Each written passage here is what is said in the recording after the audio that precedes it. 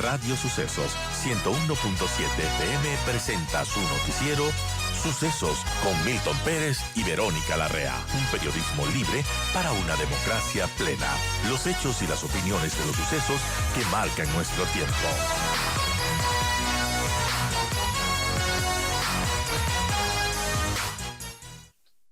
Saludamos a través de la vía virtual al doctor Gustavo Vega, rector de la Universidad Internacional del Ecuador. Gracias, doctor, por atendernos. En este momento se necesita un espíritu, una voz serena para identificar lo que está viviendo el país, aquejado por múltiples problemas. Problemas de la seguridad, pues que, como vimos hasta hace algunos días, han tenido que someter al país a un nuevo esquema legal. Vivimos un estado de excepción. Tenemos a los militares en las calles, poco delimitando las actividades. Fíjese usted, doctor, que los vecinos y las vecinas de este país ahora, con cierta confianza, realizan sus tareas porque los militares están en las calles. Pero obviamente también tenemos un problema político, diferencias en el Parlamento ante un proyecto de ley que resulta vital, resulta fundamental, no solamente para el financiamiento del Estado, sino al parecer para el destino de la dolarización. ¿Cómo ve usted esta mezcla de ingredientes sobre la coyuntura? Doctor, bienvenido. Muchas gracias. Saludos cordiales a los periodistas y comunicadores de Radio Sucesos. En efecto, el país está en una bisectriz del ángulo en torno a dos temas sustanciales. El narcotráfico, por tanto, un estado tomado por las mafias, y en segundo lugar, una bancarrota económica. Yo diría que son las dos aristas más graves que tiene el país.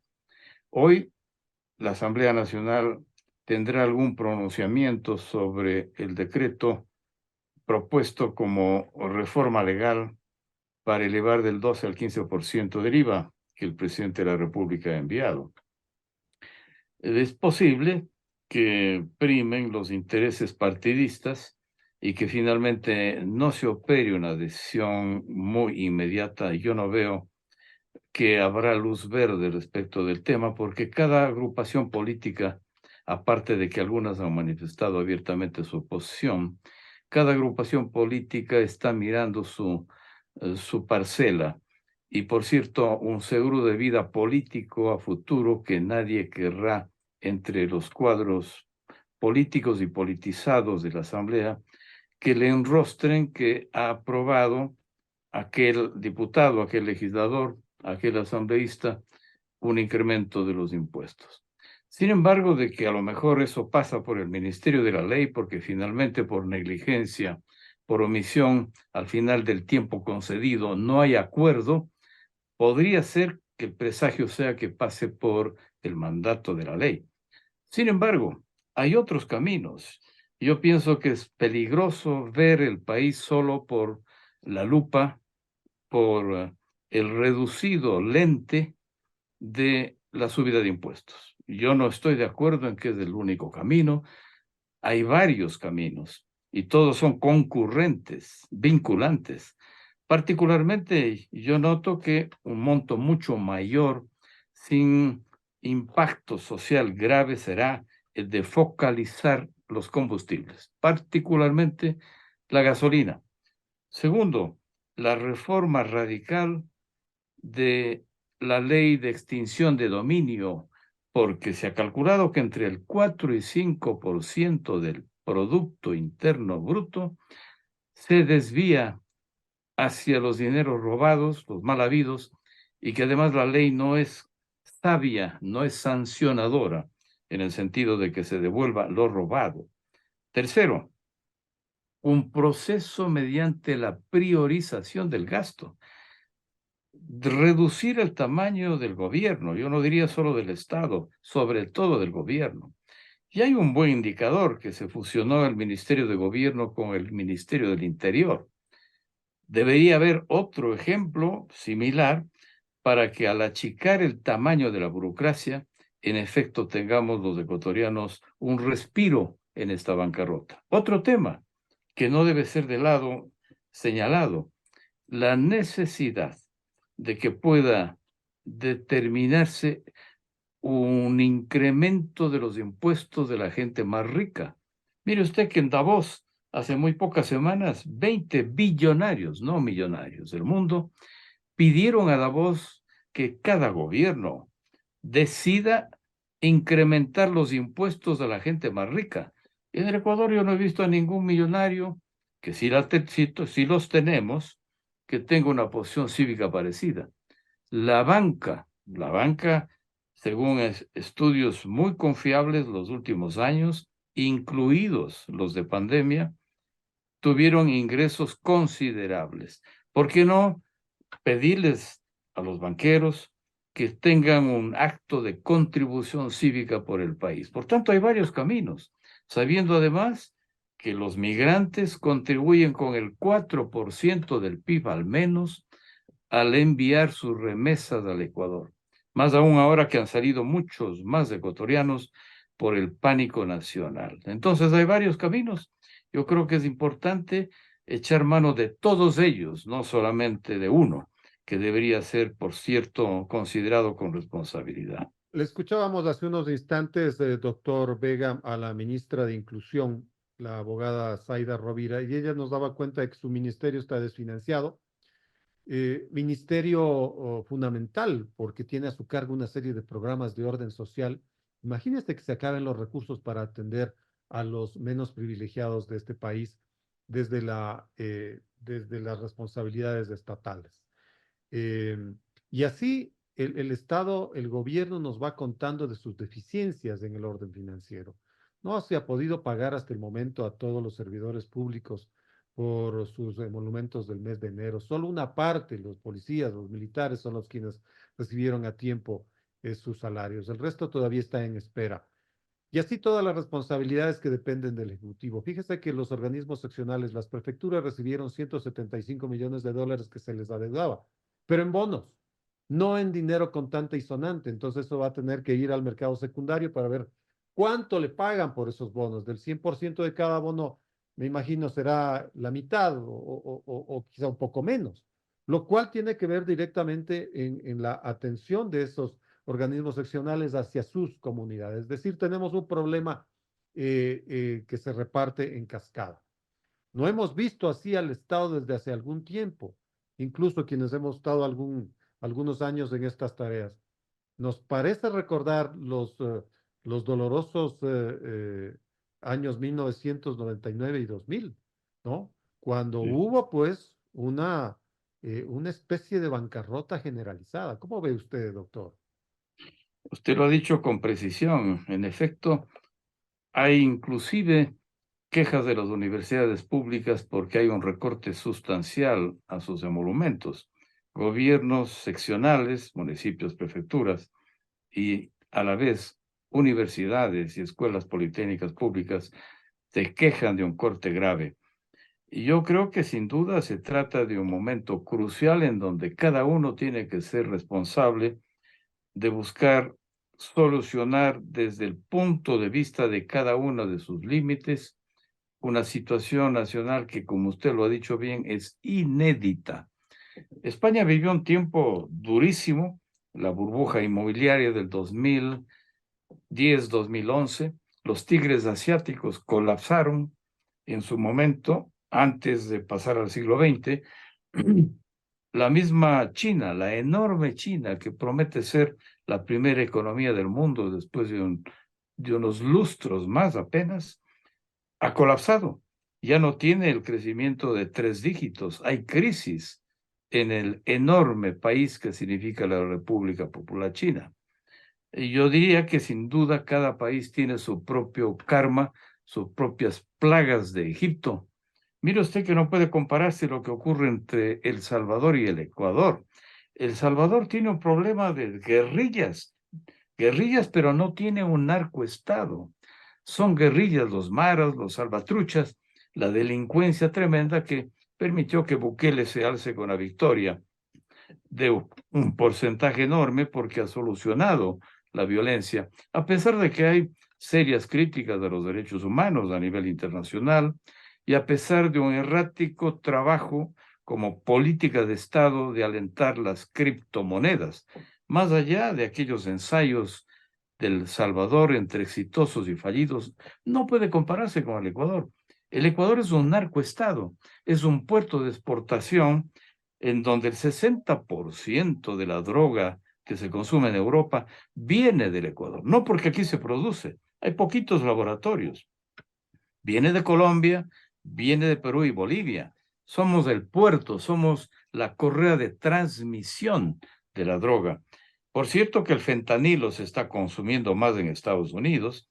Yo diría que es conveniente el acceso que tuvo la presidencia de la República al recibir a 3 alcaldes de puertos europeos para procurar buscar alianzas estratégicas para que la droga que sale del Ecuador y que recibe Europa pueda ser controlada. Yo diría que si aquí está el consumo, perdón, aquí está la producción o el correo de transmisión, allá está el consumo, allá está el apetito.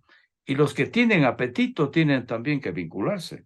No solamente es de Estados Unidos que tiene que darle una alianza al Ecuador, es de Europa como tal, porque el 60% de la cocaína que consume Europa viene del comercio que sale de los puertos ecuatorianos.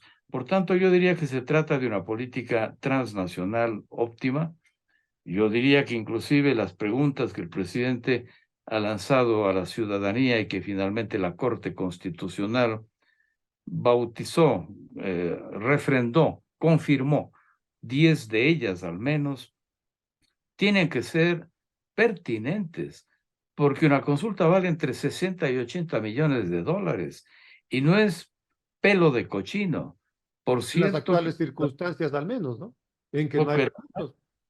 por cierto que el déficit, por lo menos de cara a una cantidad mucho mayor, abisma al Ecuador. Se dice que hay un déficit de 4.500 millones de dólares, similar a lo que podría ser el 5% del PIB, más las deudas a organismos internacionales. Estamos hablando de un total de casi 15.000 millones de dólares. Ningún país puede soportarlo. Por tanto, cualquier ahorro es bueno, priorizar el gasto. Y eso tiene que ser tanto en las familias, en las empresas, en las instituciones, como por supuesto tiene que el Estado y el gobierno como parte del Estado dar ejemplo. Doctor Gustavo Vega, usted recuerda, pues hace algunos días, cuando el presidente de la República decretó la excepción y sobre todo con el decreto 111, esta declaratoria de conflicto armado interno, que todos los poderes del Estado respaldaron de inmediato al Poder Ejecutivo. En la Asamblea Nacional, como muy pocas veces, hubo una votación unánime de respaldo a los dos decretos. Pero vea usted que uno de los portaestandartes de esta lucha contra la corrupción y actualmente contra estas bandas organizadas calificadas de terroristas ahora, la fiscal Diana Salazar, es objeto sistemático de ataques de parte de algunos sectores políticos muy claramente identificados. En esas circunstancias, ¿cómo puede darse pues un enfrentamiento certero a estas bandas que lamentablemente están deteniendo la posibilidad de futuro del Ecuador? ¿Cómo interpreta usted esta situación? Y lo penoso es que uno de los partidos más significativos del Ecuador, el que tiene la mayor bancada, es aquel que está insistentemente llevando a juicio político a la fiscal general de la Nación, simplemente porque quiere pues manejarse con el hígado y no con el cerebro respecto de viejas rencillas, reyertas, venganzas que no vienen a cuento ahora. Por cierto que la fiscalía se diferencia en cada país. Mire usted lo que pasa con Guatemala o con Colombia. En el caso de Guatemala, la fiscal general de la Nación se ha opuesto al presidente Arévalo en forma inconstitucional porque ese país vive una secuela de graves crisis históricas acumuladas y estructuradas, un genocidio de 200.000 indígenas, una toma del poder por la Standard Fruit en el 50% de las tierras de Guatemala, con el apoyo de la CIA internacional.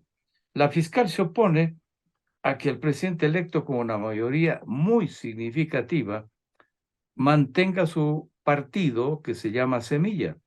Esa fiscal, por supuesto, no se parece en nada a la fiscal del Ecuador.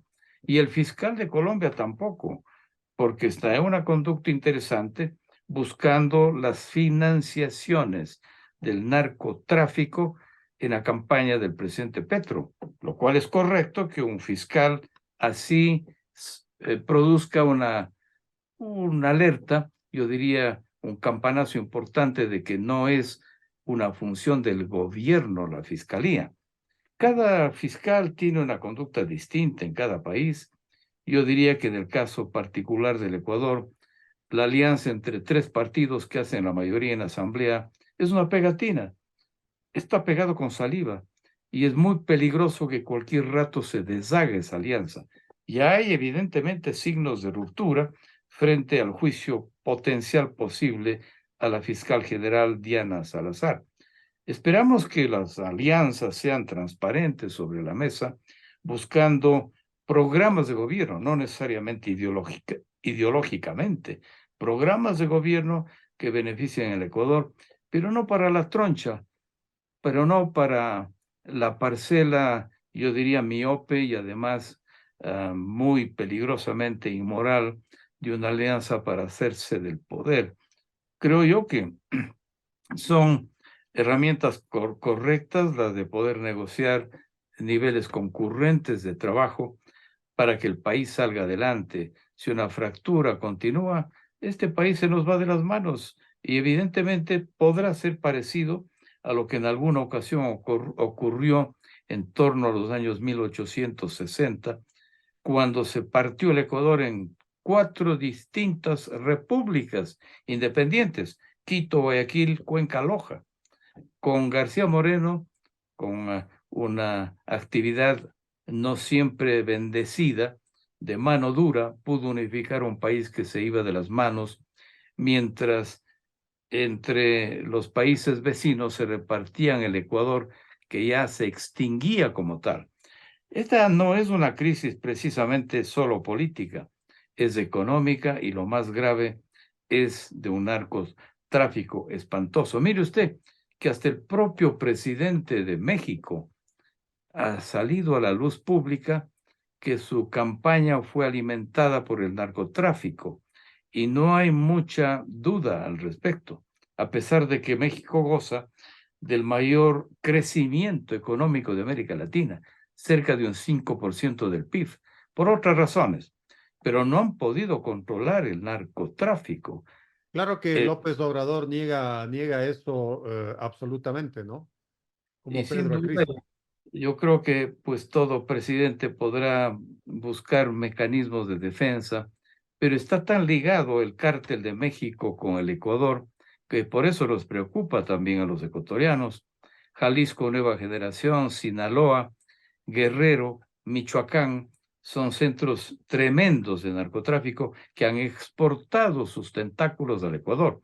Y penosamente la política del presidente Correa, cuando por un nacionalismo exacerbado y una falsa lectura de la soberanía sacó a la base de Manta, que alimentaba a Estados Unidos para el control del tráfico, nos ha empeorado. Y eso sumado a que la Constitución del 2008 apoyó la ciudadanía universal, para que entren los buenos, los malos y los feos, para que también el cártel de Europa entre en el país. Ya ve usted cómo estuvo tan empantanado Danilo Carrera y Cherres con el expresidente Lasso respecto de los cárteles de la ex Unión de Repúblicas Balcánicas y de Yugoslavia y Montenegro y de Albania, y que se convirtieron en una mafia espantosa también dentro del Ecuador. Son muchas de las causas que han determinado esta situación actual quien fuera esposo de la ministra de Gobierno y del Interior, Mónica Palencia, una gran ciudadana mexicana ecuatoriana, y ya su esposo, un hombre cívico de tanta memoria para los ecuatorianos, Francisco Huerta Montalvo. Cuando yo fui presidente del Consejo Nacional de Educación Superior, le pedí a Pancho Huerta represente a las universidades en una comisión especial sobre la invasión de Angostura en aquella vez. 2008. ¿Se acuerdan? Cuando el no? máximo líder de los narcotraficantes en torno a una política perversa de terrorismo, Reyes cayó en esa operación. El propio Francisco Huerta Montalvo nos ha alertado algo que se volvió visionario. Este es un narcoestado y qué duda cabe. Y sobre eso tenemos que actuar. Hay un elemento que es importante ser objeto de análisis del doctor Vega y es lo que está sucediendo en el Poder Judicial. En la Corte Nacional, vea usted, los acontecimientos se han precipitado. El que era pues el presidente de la Corte Nacional hasta la medianoche de ayer, el doctor Iván Saquicela, le insiste al Consejo de la Judicatura que le permita seguir siendo el presidente de la Corte. Varios de sus compañeros, se cree que entre 6 y 7 en la Corte Nacional, de un total de 11 que están al momento, no comparten pues esa definición. Hay un cruce de disposiciones en este momento sobre la necesidad de que la Corte determine su futuro versus el señor doctor Saquicela, que muestra una resolución, pues un pronunciamiento de la Procuraduría del Estado pretendiendo ser vinculante, mientras ayer el Consejo de la Judicatura dice todo lo contrario. Es complicado esto porque podría significar una paralización del máximo ente judicial. ¿Cómo interpreta la situación? En efecto, el tema es grave porque la función judicial ha estado ocupada por jueces que han dado a discreción, habeas corpus, a narcotraficantes y a delincuentes. Una parte por miedo y otra motivación por coima, sin duda. La función judicial necesita ser saneada. La ética es imprescindible.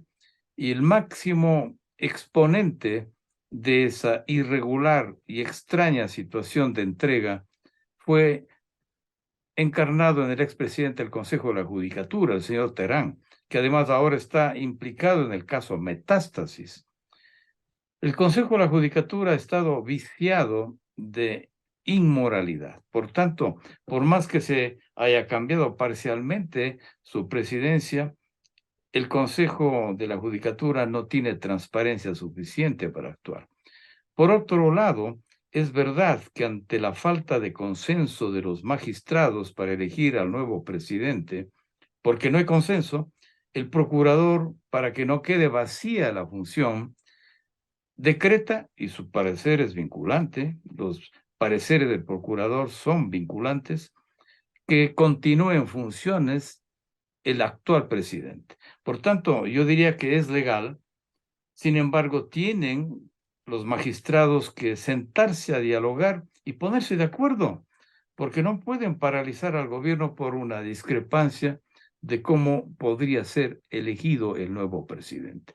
Yo hago una comparación, sin embargo, con lo que ocurre con el Consejo Nacional Electoral. El Consejo Nacional Electoral está ilegítimamente prorrogado o autoprorrogado durante más de 5 años. El Código de la Democracia, que es una ley orgánica, yo fui presidente del Consejo Nacional Electoral Transitorio, cuando el presidente Lenín Moreno elevó preguntas a la ciudadanía y aprobó la constitución de un nuevo Consejo de Participación Ciudadana, que lo presidió el patriota que todos recordamos, penosamente fallecido, Julio César Trujillo. Fui presidente temporal del Consejo buscando la transparencia del mismo y sé que la ley ordena un cambio parcial a los 2 años y medio. Ese Consejo está autoprorrogado más de 5 años. Es ilegal, es ilegítimo. Sin embargo, ahora que estamos empezando un proceso eleccionario, tanto por la consulta que el presidente anuncia hacerlo, cuanto porque en un tiempo muy corto ya tenemos elecciones en este gobierno transitorio, no puede haber una ausencia del Consejo Nacional Electoral. Aunque hayan violado la ley, no ellos mismos, sino el Consejo de Participación Ciudadana, por el caos que vivieron dándose golpes de Estado unos tras otros, no pudieron renovar parcialmente al Consejo Nacional Electoral. Yo diría que, por tanto, no puede haber una función que quede en acefalía. Es cierto que si hay ese caos, tiene que el procurador tomar partido por cómo dar una solución. En el caso de la Corte, esperamos que los miembros del máximo organismo, lo que antes se llamó Corte Suprema, ahora Corte Nacional, se pongan de acuerdo civilizadamente y busquen una renovación del presidente. Vamos a ver qué sucede, doctor. Le agradezco mucho por sus criterios. Gracias por tu tiempo. Encantado, estoy grato de su entrevista. Felicidades, una buena jornada.